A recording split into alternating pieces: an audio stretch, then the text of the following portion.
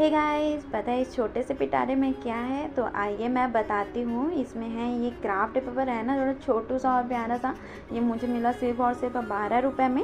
उसके बाद है ये 2 अदरक के पैकेट गोल्डन और रेड में, जो मुझे पर पैकेट पड़ा 5 रुपये।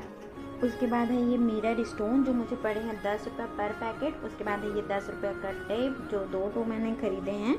अब ये देखो, इसको देखने के बाद तो मेरा मन ही हो गया भाई कि मैं इसको ख़रीद ही लूँ, और ये मैंने ख़रीद लिया सिर्फ 3 रुपये में गाइस। और उसके बाद ये फेक प्लांट, जो मुझे बहुत ज़्यादा पसंद आया, और मैंने उसके एक ही झटके में ख़रीद लिया, और ये मुझे पड़े हैं सिर्फ 5 रुपये में। गाइस वीडियो अच्छी लगी तो प्लीज़ लाइक कमेंट सब्सक्राइब कर दीजिए।